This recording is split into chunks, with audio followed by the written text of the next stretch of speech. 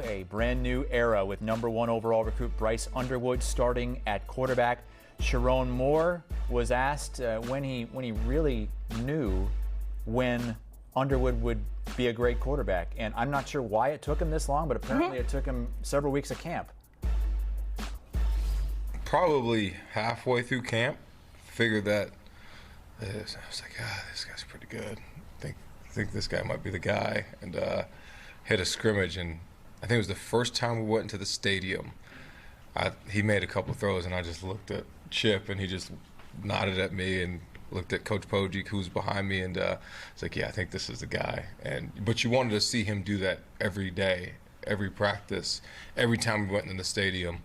And have I seen a freshman like him, quarterback? Not that I could imagine, not that I can think of.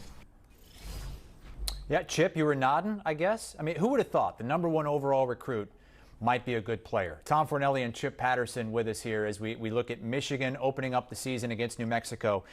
We had an article drop yesterday at CBSSports.com from David Cobb, the Cobb father. He ranked Underwood number 35 overall, not overall players, overall quarterbacks. Chip, what is his ceiling, and how much is that going to impact Michigan's season? Oh, Bryce Underwood's ceiling is top 5 quarterback in the country. I just don't think anyone is expecting Bryce Underwood to hit his ceiling here in his first career start, his 4th career start, or even necessarily before the end of his first season as a starter. This is a full multi-year plan where we get to see the beginning of it in terms of what the recruiting pitch was to Bryce Underwood to get him to flip his commitment and stick with Michigan, and also what Bryce Underwood can do, because in terms of the raw talent, in terms of the tools, in terms of the size, everything is exactly what scouts dream of. So now it's time for him to go out there and put it in play. I love what Sherrone Moore said in terms of being able to recognize talent, but then wanting to see it consistently, because that to me is what we might see in terms of the ups and downs of this season, Chris. I don't think that I'm expecting him to be a top 5 quarterback in the country. His ceiling is to be a top 5 quarterback, but I would expect that by the end of this year, he's checking in at a higher spot than 35 after a little bit of development and seeing some live action. First of all, call me the NCAA because I'm mad at Sherrone Moore right now, because I looked that man in his eyes a few weeks ago and I asked him who his starting quarterback was going to be, and he said he didn't know. But from that soundbite, it sounded like he knew by then. So little hurt, little disappointed. As for Bryce Underwood, I'm with you, Chip. I think the ceiling on this kid is incredibly high. Like our co-host on the Cover 3 podcast, Bud Elliott, has mentioned it. It's the closest thing he'd seen in camp out of high school to Cam Newton since Cam Newton, which is a very lofty comparison, and he's not saying that's who he's going to be, but just talent-wise, size-wise, skill-wise, that's who he was reminded of. So that is what he can be. And if he does reach that ceiling, yeah, he'll probably be the best quarterback in college football. It's just to expect him to do that as a true freshman in his first season, we typically don't see it. That doesn't mean it can't happen. But if you are Michigan, he is the one reason why you look at the Wolverines coming off of what was a disappointing year last year with a lot of question marks along the lines of scrimmage and guys that they have to replace. But you sit there and say, yeah, that matters. But if Bryce Underwood plays like he's capable of, this is a team that's right back in the national title picture. Tom, you mentioned the question marks on the line of scrimmage. Offensive line, where are you looking for somebody to step up and really be a game changer for this team?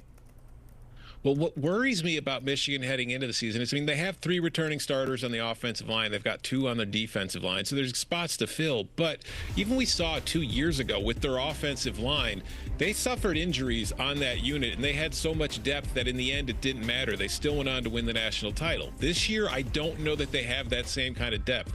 Evan Link started at right tackle for them last year. He's moving to the left tackle spot. I think he's in a key situation, because if you look at PFF grades or just with your eye last season, if you were trying to find and I don't mean the pun here, but if you were trying to find the weak link on the Michigan offensive line last year, it was Evan Link. Now you're moving him to the left side where he's going to be protecting the blind side of a freshman quarterback. But the more concerning part is they have a 5-star freshman in Andrew Babaloa coming in, who is very highly rated, who they really like. And even though I don't think they truly expected a true freshman to be starting at left tackle for them in this season, he's out for the year already. So if Link struggles or gets hurt, that's when you're already really really testing the lack of depth compared to what I've seen from this Michigan offensive line unit in recent years, and where I think problems could really arise. So Evan Link is the guy to watch in this game. If you're looking at Michigan's offensive line, obviously against New Mexico, he's probably going to have an easier time than he will when he's, say, playing Ohio State later in the year.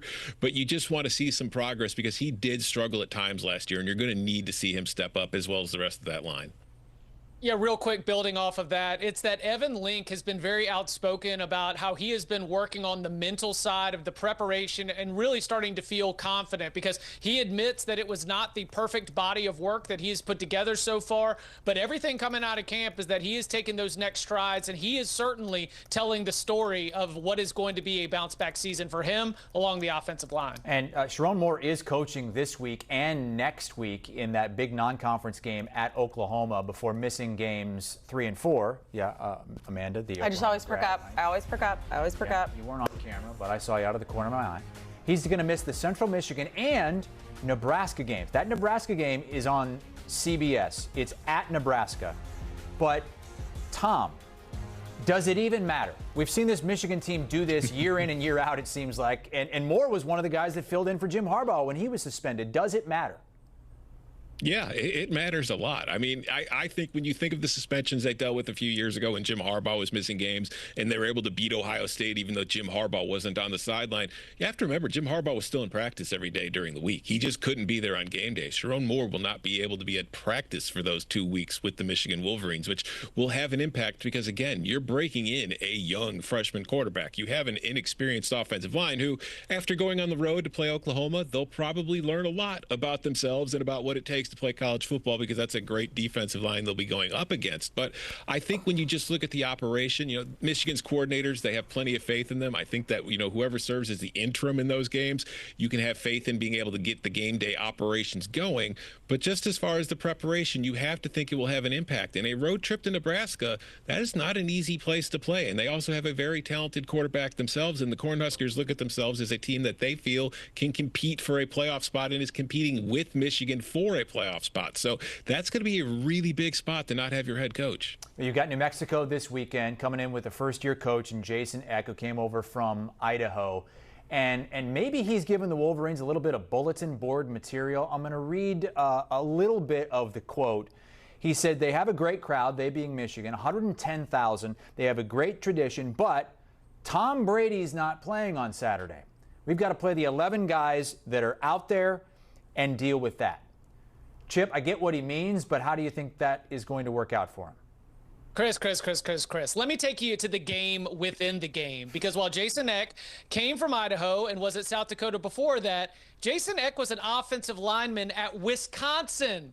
And not just at any old time at Wisconsin. Jason Eck was an offensive lineman at Wisconsin at the exact same time that Tom Brady was at Michigan. The name that he pulled, the way that he speaks about this Michigan program, I absolutely love it, because we're getting a little old school Big Ten trash talk in Michigan's opener against a Mountain West team. I mean, that's why this conference continues to be alive and thriving. It's because these rivalries, Chris, as you know well, never die.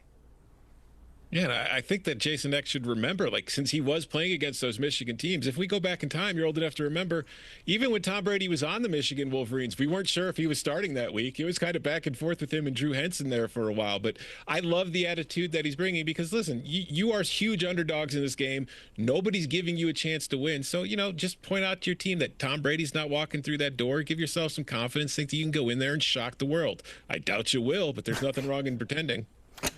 They were a fun team to watch last year with Devon Dampier at quarterback, but he's gone. He's at Utah. Tom, have they added enough to make you think that this team could be competitive for a little while in this game?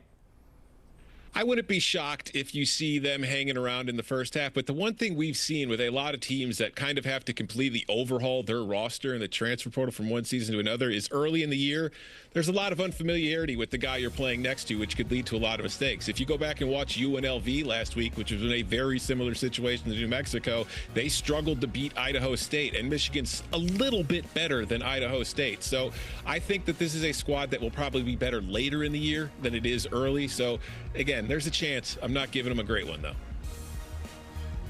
Tom, Chip, thank you so much as we get set to kick off another season of college football on CBS. We have another Mountain West team in action against a Big Ten powerhouse. It's Nevada at Penn State, 3:30 Eastern Time.